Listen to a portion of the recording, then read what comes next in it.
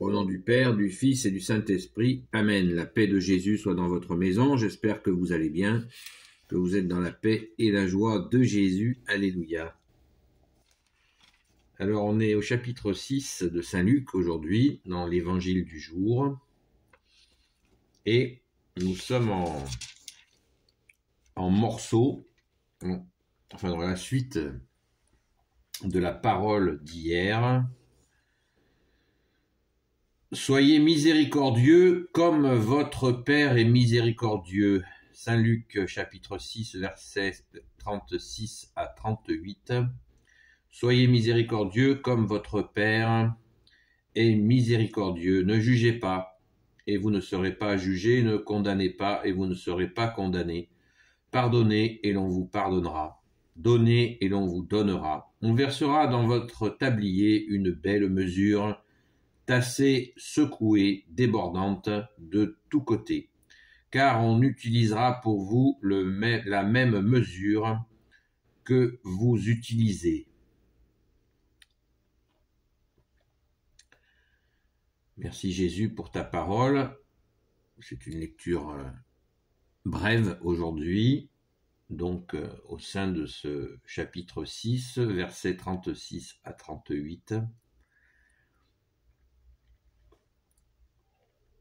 Soyez miséricordieux comme votre Père est miséricordieux. Ne jugez pas et vous ne serez pas jugés. Ne condamnez pas et vous ne serez pas condamnés. Pardonnez et l'on vous pardonnera.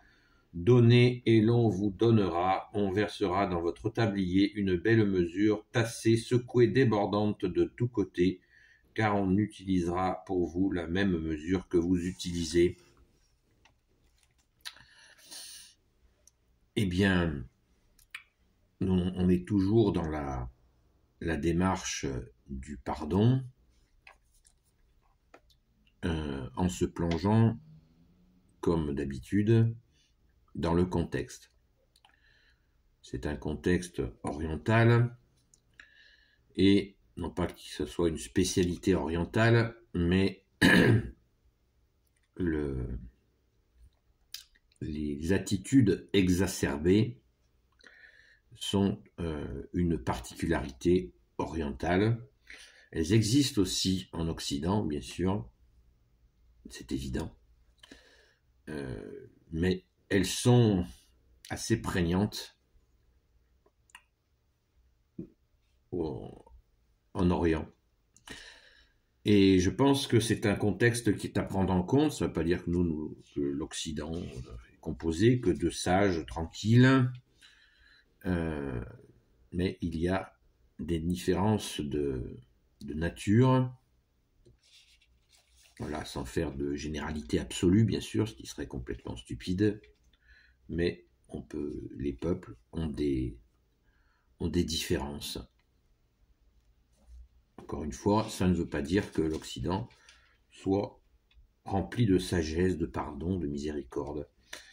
C'est pas du tout ce que je veux dire. Mais prenons maintenant la parole.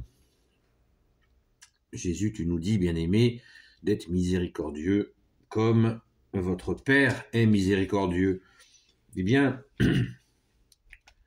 donc ne jugez pas, l'interdiction de juger, on revient aux interdits d'amour. J'ai fait plusieurs vidéos sur les interdits d'amour de Jésus. Vous pouvez, en recherchant, en marquant interdit d'amour, Patrick Gaillard, et vous avez donc là, vous avez ces vidéos en question.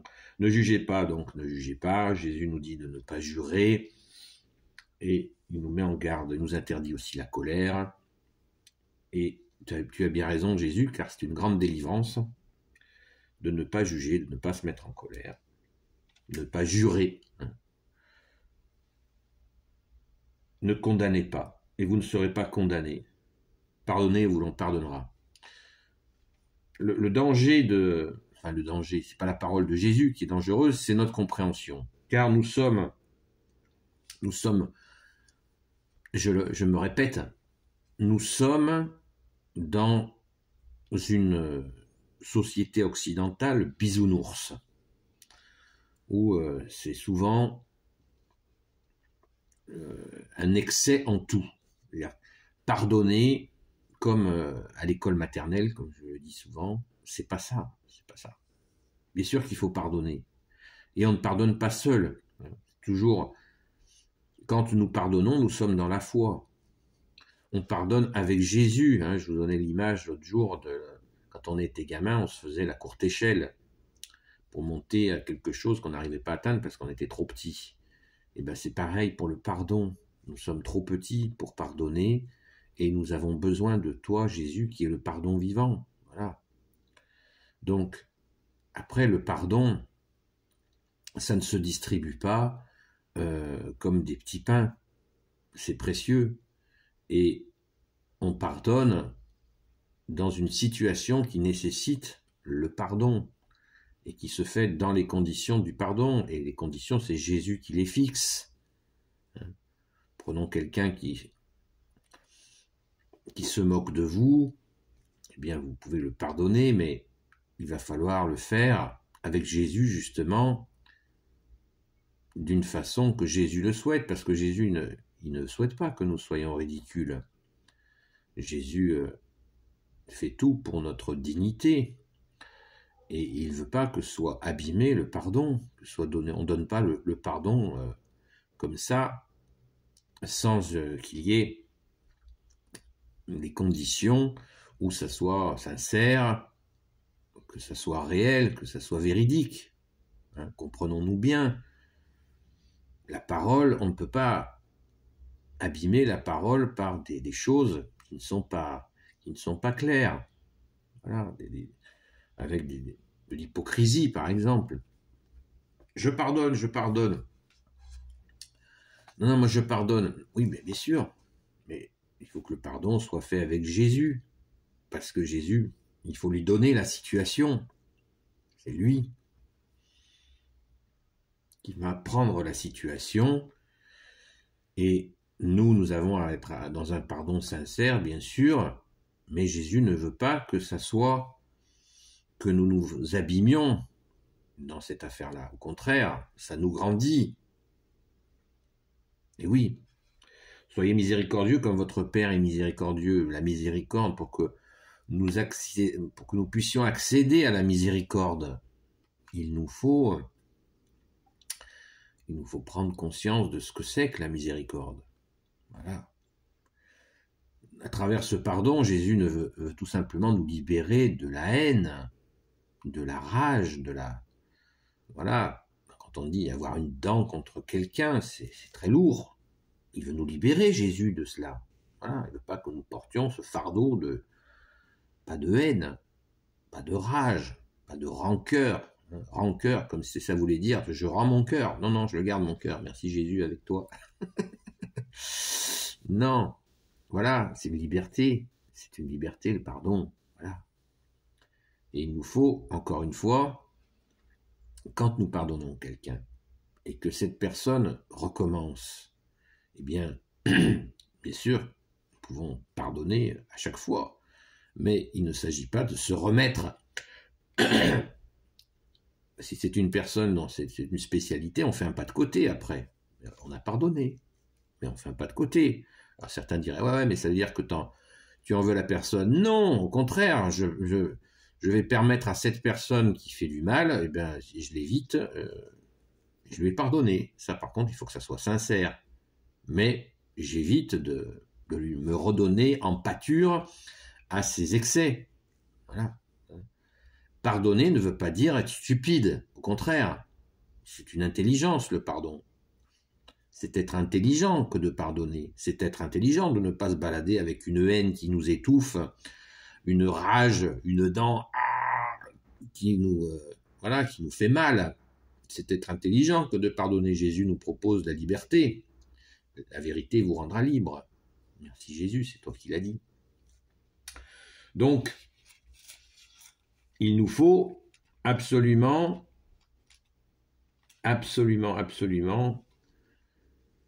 nous demander, bien-aimé Jésus, de nous pacifier. Mais notre discernement reste vital, actif. Notre discernement. On versera, donnez et l'on vous donnera. On versera dans votre tablier une belle mesure tassée, secouée, débordante de tous côtés, car on utilisera pour vous la même mesure que vous utilisez. C'est parfait. Donnez, voilà, donnez. On donne, et des fois on se donne. Mais ça n'empêche pas l'intelligence. Hein, toujours de croire que Jésus veut que nous devenions lobotomisés dans le pardon, c'est pas ça. Il veut que nous abandonnions à lui, et Jésus fera en sorte de nous protéger, de ne pas tomber dans des panneaux dans lesquels nous sommes tombés, car Jésus ne nous quitte pas. Merci Jésus, tu ne nous quittes pas, tu nous aides à grandir, et tu continues, ta parole reste active, soyez prudents comme le serpent, simple comme la colombe, tu nous l'as dit. Donc si on est prudent comme le serpent, et qu'on s'est mis dans une situation qui nous a amené à des choses douloureuses, et que nous avons dû passer par le pardon, eh bien Jésus nous continue de nous dire, sois prudent.